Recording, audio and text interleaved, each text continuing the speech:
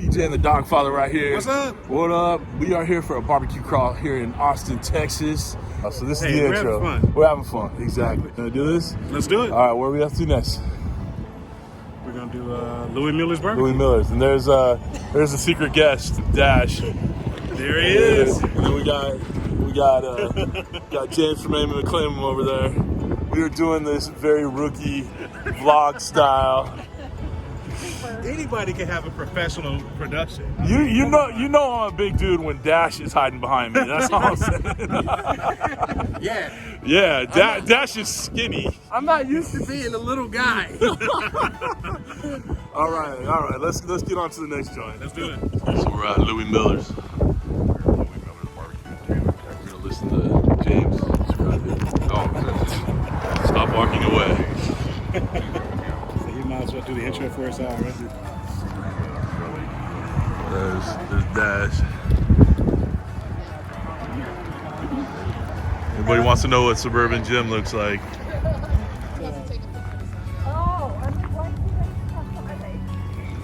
Some redneck's gonna run him over. Yep. Dash, get out the middle of the street. This is why we can't have nice things. Damn tourists.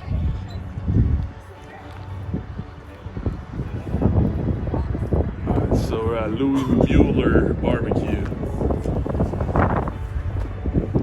That boy gonna get hit.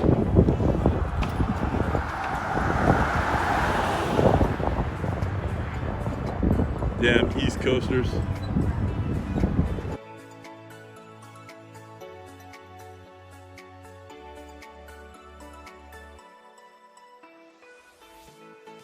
It's good when there's smoke.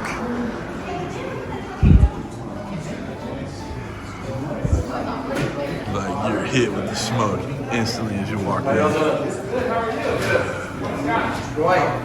Wayne just brought us a nice old platter. All right, so before you get started on telling us what that is, please tell us who you are and where we are. My name is Wayne Mueller. I'm the third generation owner pitmaster of Louie Mueller Barbecue in beautiful downtown Taylor, Texas. Yes, sir. Central Texas to the core. All right. Welcome. Thank you. And what do we have here in front Today of us? we have basically our sample platter. All right. This one includes 2 beef ribs instead of 1. All right. We have some moist brisket burn ends. We have 2 types of sausage, both beef, 1 original, 1 jalapeno. All right. We have pulled pork, amount of spare ribs. We have some smaller cups of beef dip, go very well with the red meats.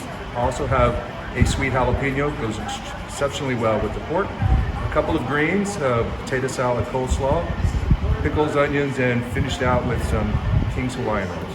Thank you so very much. Thank you. This is insane, man. Tremendous. So I'm gonna get you some bowls, at least something so you don't have to hold it all in your hands. Nice. Thank you, sir. What do you guys think? Not a bad little setup. Everybody got their cameras out. Texas hospitality I'm glad right we're there. just tasting at every place.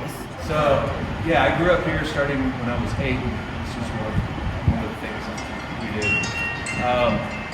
So this was built in '99. It was really going to be more like an ice house. So the front, you can still see some of the remnants. So we've got this chassis up here, and there's some counterweight tubes. The whole front door would raise up. Something this is all very good. They didn't design it very well, unfortunately, because they should have had these lifting up as well. The first thing they opened this up, the flies came in and they had no way of getting out. So a few years ago, I'm like, we need a climate controlled room, so we started making this first heating and initially fan. Shut everything in. So now at least we have an opportunity for younger folks and older folks to have a climate in which they can actually enjoy this and not have to be, believe me, when it's summertime in that room, it can be impressively hot. So I've got box, little box. Really? What's the Yeah. You know, like, nobody can do it. No, you can't. That's a piece of history. Don't you dare throw any of that stuff away. So, like I said, I started when I was 8. My father took over this business from his father, and the health department right away wanted us to paint the wall. father's afraid of heights, and so he wasn't going to get on the ladder.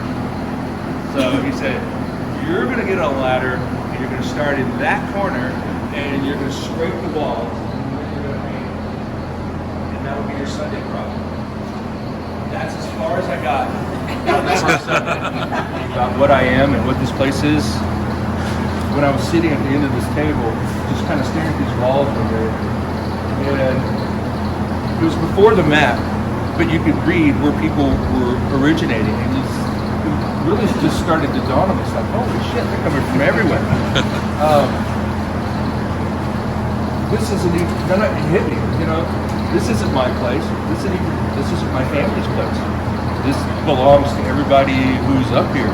This is their place. And this is sort of like, they're bricks of ownership. That's awesome. You know what I mean? Yeah. Because if you took all of the collective time, both in travel and in actual experience in this building, that everyone has had, and you put it on a timeline, and then you put everyone who's worked here, especially family members, on a collective timeline, and you compare the actual duration of time between the two, what we've spent here versus this is just a single sliver of time. It makes up no time at all. Yeah. That's when you realize this really, it's not your place. You're just sort of captaining the ship at the moment, but it was here before you. If you don't fuck it up, it'll be here after you. Right?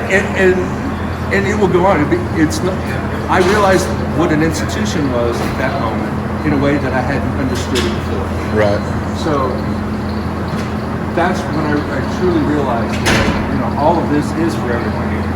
He's from a meat market that was closing in the same year that he opened up this location. The meat market itself had been in operation since 1897. So these had been in operation up until the time he bought them. They were moved in, they were stored I think for a couple of months. Moved in, it may have been 6-7 months of non-use, but then in continuous use again since. So you're looking at 123 years, 122 years of use, and going strong.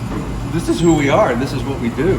They're beautiful pieces, and like I said, they're incredibly old. They predate the building, and I can never see not using them. You know, my grandfather first started cooking. He needed a pit. He didn't have one. It was 1946. So commodities and the retail economy wasn't back in swing yet. We were still coming out of World War II, out of a war economy. So still commodity things like steel, copper, rubber, oil, all of these things were still in short supply, right? So this, it wasn't just plate steel he picked up anywhere. He had to go drive to Galveston to pick up plate steel from naval vessels that had been decommissioned and chopped up. This is just some steel from an old Navy, probably World War I. Though, I mean, we took out and blew up a bunch of World War II ships too, shortly thereafter. Who knows? I've often thought about, I'll just throw a name on there. History has a way, karma has a way of really goes through the system and cooks the meats. This one is a vertical flow, which means the air actually comes from a lower position and rises up, comes out of the box and flows up and then out the stack. The stack's about 30 feet up. So it cooks everything from below, kind of at an angle, kind of at a roll. So there's a hot spot in the middle, about this big, and then it gets progressively cooler as we move outside of that zone, which means you got to move meats in and out of the zone because half the time they're in a lag formation. Half of it's in, half of it's out, which makes cooking a little more temperamental, right? You have to just pay it more attention. This is what carried our heavy reds for pretty much ever. So beef, ribs, and brisket.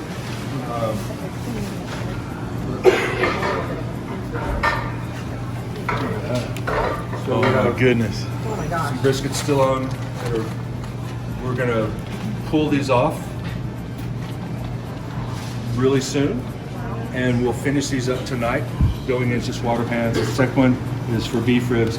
Everything moving back, which will hold about 20 briskets per round, is all. All right, guys, we're here with Wayne Mueller here, Mueller's Barbecue. thank you for your hospitality. Dude. Man, it was a great time. Yeah, I it's hope cool. you enjoyed it. Oh, it was so cool. Now, I want you guys to know this has been the best barbecue I've ever had, ever. Now, being that I'm from Southern California, that's a high praise because Southern California barbecue is where it's at. But you can't roll your eyes any harder than that, man. Yes, Southern California barbecue is a thing. Oh, it's a thing. I got everybody in the hair with their eyes rolled, seriously. But I'm gonna put it up on the screen. I'll cover his beautiful face. Somebody should. Right. Nationwide Face for radio should be- right here. Oh, me too. Trust me. I'll get a thumbs down just when my face comes on the screen.